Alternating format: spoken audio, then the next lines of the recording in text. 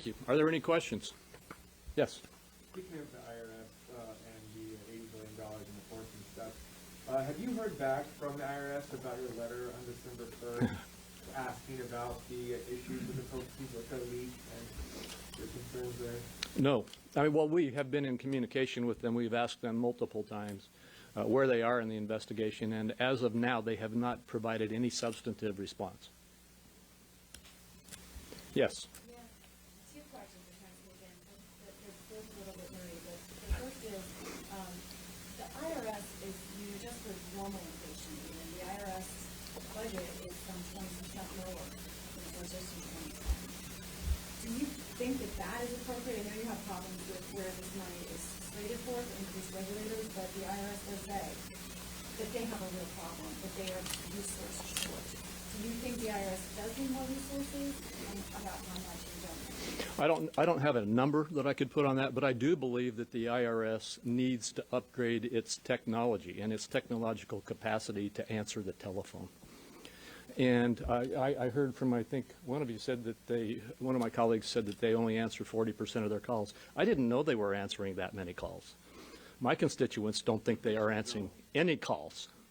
And frankly, so to give the IRS the resources necessary to bring its technological capacities into this century, I believe would be helpful. But that's a very, very, very much smaller number than what they're asking for here. There's no denial that the IRS is seeking to do this, that the president is seeking to do this in order to magnify the amount of audits so that they can go after the so-called tax gap. And I just want to reiterate there, we didn't put the details on here, but what these charts are based on is an analysis by the Joint Tax Committee of where the tax gap is. It's primarily in Schedule C and Schedule E, underreported income in Schedule C and E. And that is about 90% in incomes under $200,000. And there's no way they're going to get the money that they are referencing here.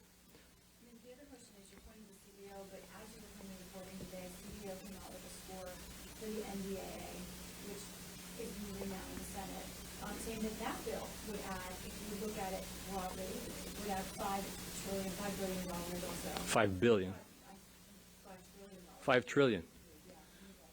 I'd have to go see that score. I guess the question is, when you're adding to the deficit for defense, which is something that don't have supported, why is that worthy versus Democrats argue that this is money for child care, for families, for things that Americans need? Why is defense worth renting and other things? Well, I can't say I haven't seen that report. I'm going to be very surprised if that's in the trillions. And it is true that our defense has been underfunded, in my opinion, for a significant amount of time, and I believe we are trying to just keep them up with inflation. But defense is one of the most, if not the most important parts of our responsibility under the Constitution. And I think that is a reason why we need to engage in that kind of updating of the budgets. Yes, sir, here, and then you had a question here. Why do you seem to be describing this kind of law enforcement is somewhat different from other kind of federal law enforcement? Why is it a problem for the IRS to go enforce the tax laws? Well, for one thing, there's not a problem with having the tax laws enforced in a fair and even-handed manner. But the IRS has already shown that, and people across this country get it instantly when you talk to them. The IRS has shown that it uses very, very heavy-handed tactics and has the ability to dig in, it has the ability under current law to dig into every detail of individuals' lives if they decide to audit them. And because of the extent of that power and the record of abuse of that power, the most recent abuses were focusing on conservative organizations. But people understand that this is a phenomenal power that is abused, and that's why there is such concern about it. Can you say the same about the FBI? I don't think you could say that. Look, I'm not going to analyze what has or hasn't happened in the FBI. I do believe that there have been there can be examples of abuse in any law enforcement activity, But I believe that the IRS stands in a very unique position with regard to the concern that people have about its ability to get into their records.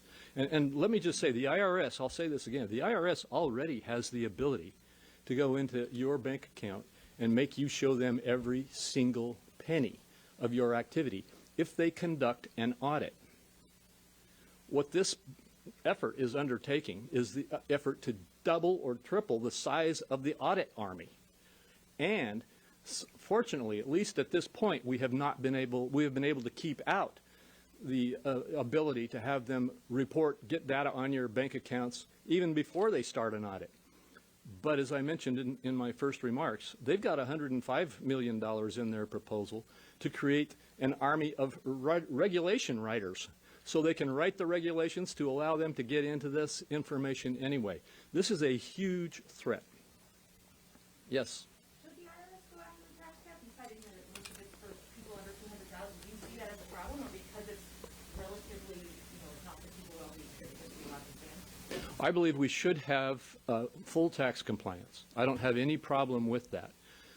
One of the things that the IRS has indicated to us is that if they can get their technology into this century and get to the point where they can answer their phones and can work with law-abiding citizens, that they can help people more accurately prepare and file their taxes, and that this underreporting in Schedule C and E is expected to go down.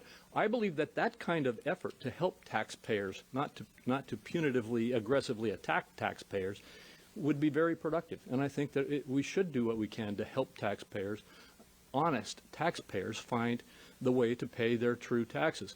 For those who actually cheat on their taxes, yes, I believe they should be found. And I believe that they should be made to pay the taxes that they owe. Yes? To be clear, there is an agreement with the premise that there is a large or an amount of people that are evading taxes. And if so, is there just maybe some guardrails that we added to this legislation that make Republicans more comfortable? Yes. I guess the it's The answer is yes. Senator Brady and I have introduced legislation to do exactly that, to put guardrails around what the IRS can and cannot do. For example, to prohibit, I'm not quite sure if we got all of these provisions in our bill, but I've put out proposals for these guardrails, prohibit targeting people because of their political beliefs, to prohibit random abusive utilization of the authority to go into people's lives through audits. And frankly, there are things that we could do, given the president's comments that he doesn't intend for this $80 billion to have any impact on anybody making less than $400,000. We could, and probably will, bring an amendment on the floor to do exactly that, to prohibit the utilization of these dollars to go after any taxpayer who earns less than $400,000. I mean, there's a lot of things that could be done to put protections in place. Other conversations happening with other Democrats and to do mentioned any plans? Yes. That might be to push this effort and to get some sort of compromise? There are conversations underway to try to get that accomplished. Can I say one thing? Yes, and then The, probably just one more question after that. I don't think the argument is whether or not people should pay their taxes. Certainly they should do that at all levels. The question is, how do you enforce that? People should keep all of our laws, but we don't have people coming into our homes, searching around, trying to find evidence that we've done something wrong. The idea of you hitting a threshold in your bank account that was originally $600, which would include everybody. Now it's up to $10,000, average family $61,000. The idea of your financial transactions at that point going to the IRS is wrong. That's your business, unless they have evidence that you've done something wrong. The other problem is once you centralize that information, the IRS, the rest of our agencies are notorious for actually making it such that that information is not breachable. So instead of it being disseminated all over the country at various banks, all of a sudden it goes to one centralized location, and that's a recipe for the Chinese, the Russians, whoever, for some industrious hacker to get that information. So there's all kinds of things that are wrong about this. Your colleague pointed out that since 2010 there's been a reduction in funding of IRS. That's been done on a very bipartisan basis. Those were Democrat and Republican administrations, and Congress agrees this has not been a partisan issue. Both Democrats and Republicans have agreed they've done a lousy job, and that's why they've chosen not to fund them. So the idea of hassling, and then two, not following up in a meaningful way, where the other part of the hassle is just enduring the crisis that comes with that as you're in the process of contacting them and working it out, is simply not right. Thank you. In fact, we'll go here for the last question, and then we both have to get down to the floor for the debt limit vote. I wanted to ask you, I know you've been hearing from Canada and Mexico about how upset they are that the electrical vehicle tax credit would be for cars only built in the United States after 2027 and would be richer for cars built in the United States before that. And they're threatening to put tariffs on our exports as a result if that goes through. I wanted to know what your thoughts are on preferencing American-built cars, and also your thoughts on what influence you or other Republicans can have in that regard, given that none of you are expected to vote for the bill. Well, to answer the last part of your question, unfortunately, we are not being listened to by the administration on that or virtually any of the other issues that we have with the bill. This is a cram down. And, that's what happens in reconciliation quite often. With regard to what our policy should be for American-made vehicles, I'm all in favor of supporting American-made policies. That being said, we have trade agreements with key allies, and those trade agreements create legal and, I think, enforcing parameters around how we can deal with our Made in America issues. And this goes far beyond vehicles. We need to stay within those legal binding agreements that we have.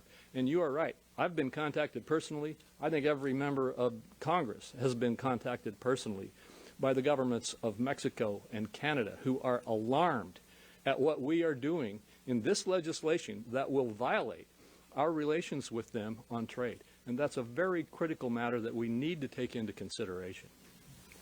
Thank you, everybody.